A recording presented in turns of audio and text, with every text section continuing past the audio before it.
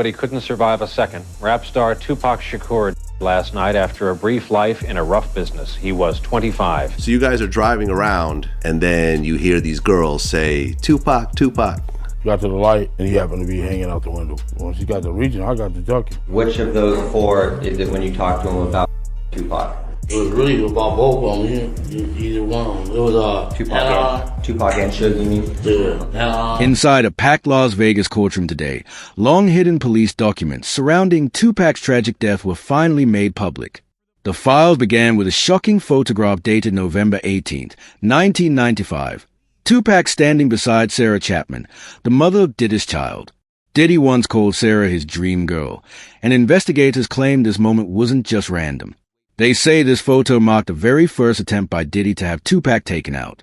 Alongside it, they also uncovered rare footage of Tupac lashing out over the situation. I believe so. I do believe so. I have proved things that I could say that will back up my claim, but this is not for the world to know about. You know what I mean? It's between me and him, and only he knows. So every time he say it didn't happen, or that's the only thing that makes this become an issue to everybody. I was acting. Who gets shot 5 times in acts? Oh, I didn't get 5 times in their vision. I only got shot once because they found the bug. The police found him, but now they the cops. Now they doing detective work. According to the files, this initial attempt failed, but police claimed Diddy wasn't done. Records show that a former lapped officer testified that Diddy put $1 million bounty on Tupac's head. In response, Suge Knight allegedly struck back by arranging Biggie Smalls' death. Detectives revealed Diddy turned to a man named Keith D, hiring him to go after Tupac. When Keith D was finally arrested years later, he had no idea his interrogation was secretly being recorded.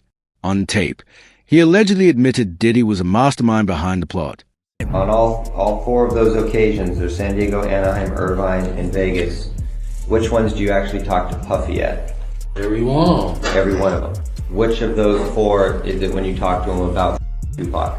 It was really about both of them, either one. It was Tupac and Suge, you mean? Yeah.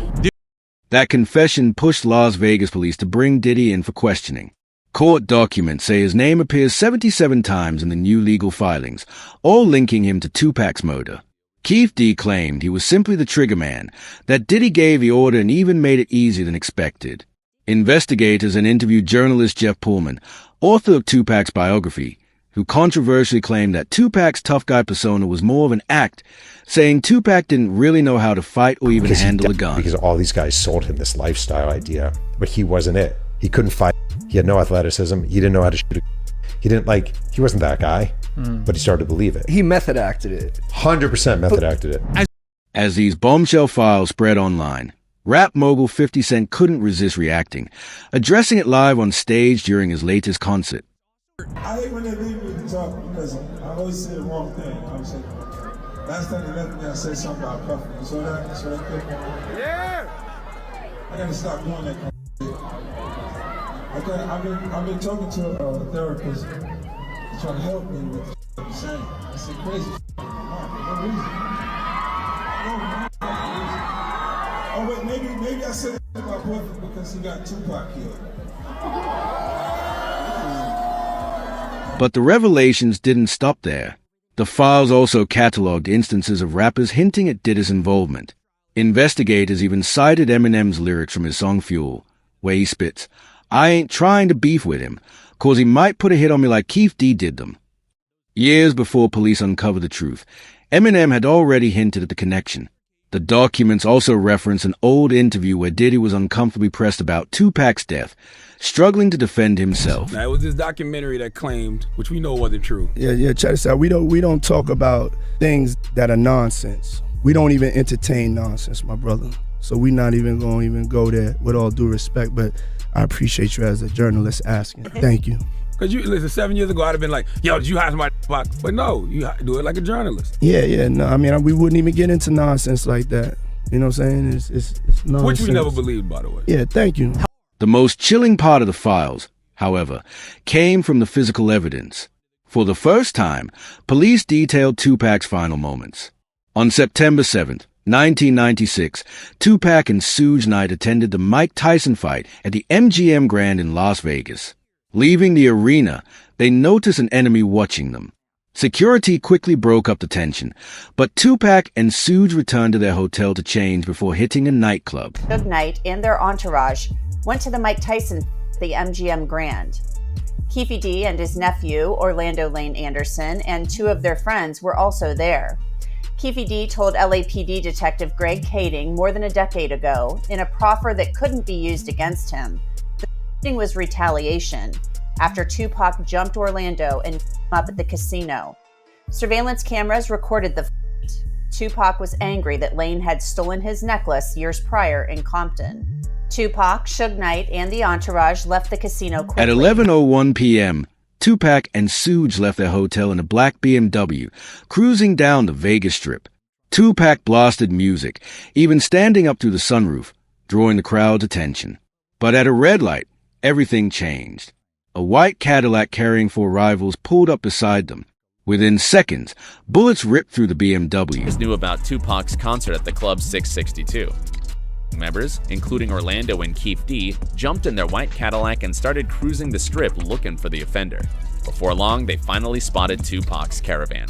At the intersection of East Flamingo Boulevard and Koval Lane, the white Cadillac pulled alongside the black BMW with Suge on the driver and Tupac on the passenger seats. The back window of the Cadillac rolled twice in the chest, once in the arm, once in the thigh.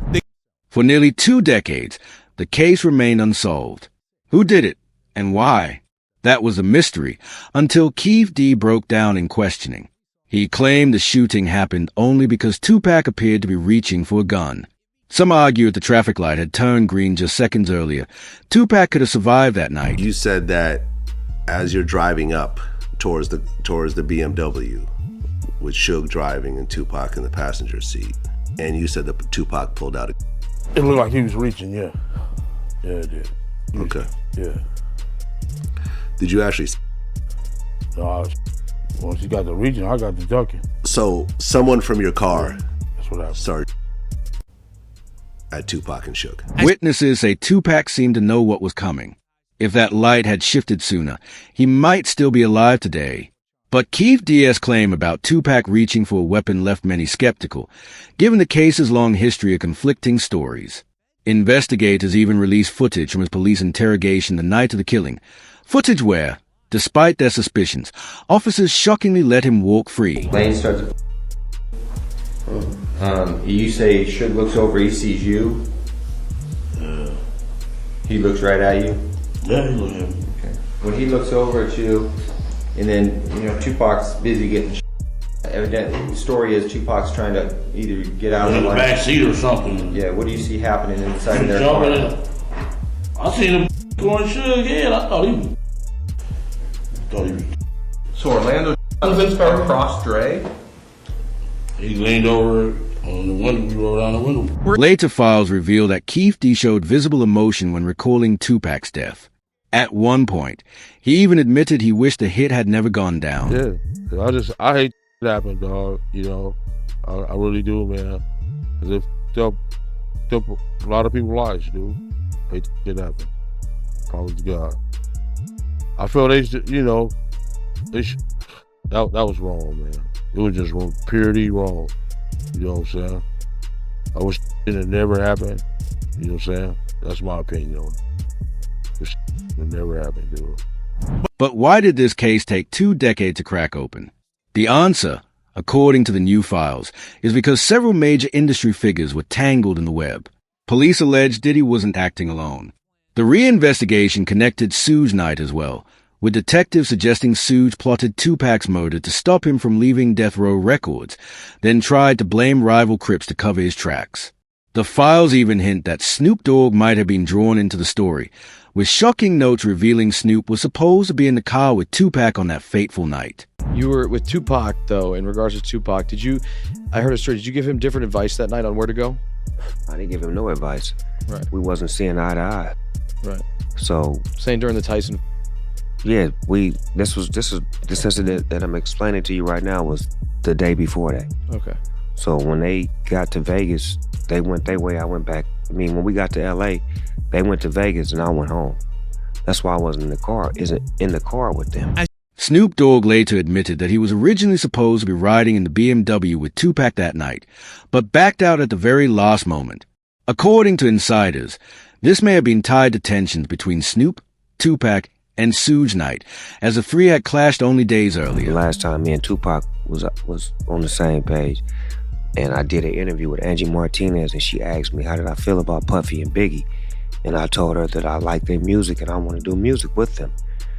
Bro didn't like that, Tupac didn't like that, so we had a misunderstanding. So on the flight back to LA, I didn't feel comfortable around them for what they had did, as far as I didn't let my security ride with me. So to protect myself and to, prevent from happening, I slept under a blanket with the knife and the fork just in case something was to go wrong, but it didn't. With all of these events unfolding within just 72 hours of Tupac's death, investigators grew suspicious of Snoop's absence. 2 decades ago, Snoop was deeply connected to the streets, and police theorized he may have been tipped off that Tupac would be targeted, so he chose not to get in that car. Adding to the suspicion, a resurfaced interview revealed that only 2 days before Tupac's death, Snoop confessed he felt like Tupac hated him. I say a week before he died, we was best of friends. 2 days before he died, I don't think he liked me. Why? Because we was in New York, and it happened. New York, they shot at me and did all kind of shit to me, like just the worst you could think of. And I forgave him. And went and did an interview and was asked, how do I feel about Puffy and Biggie? And I was like, I like that. I want to do some music with him. And that just rubbed Cuz the wrong way, like tried to kill me, out at you, and you talking about you want to do a song with him. I wasn't thinking about his emotions. I was thinking about the way I felt at the time. I wasn't into no controversy. I liked his music. They was our friends. We was all friends at one point. This video footage of all of us hanging out.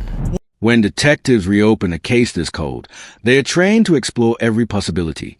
That's why these files included something that stunned everyone, a section suggesting Tupac might still be alive.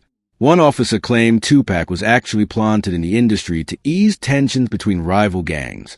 But when the plan failed, Tupac suddenly disappeared. Well, it turns out when I talked to Tupac's longtime mentor, political mentor, former Black Panther Chokwe Lumumba, who was his first business manager, he's told me, I basically asked, well, was Tupac only pretending to be in order to appeal to gangs and politicize them? And he said yes. And that was part of his thug life agenda they came up with his imprisoned stepfather, Mutulu Shakur. And so Tupac was just using that in order to get the leaders to call peace truces, first in Los Angeles, then throughout California, and then throughout the country. And that was why he was pretending to be this type. And really, he was just an intellectual prodigy. As wild as it sounds, the deeper you dig, the more believable it gets. The truce between rival gangs never materialized, which could explain why some rappers, like Snoop, didn't want to be seen near Tupac in Vegas at night. The files even highlighted a 2010 interview with rapper Trey, one of Tupac's closest friends back in the day. Trey spoke about shared birthdays, studio sessions, and collabs. But when the cameras kept rolling after the interview, Trey was caught off guard admitting, "Last time I saw him, he was in Cuba." One last question.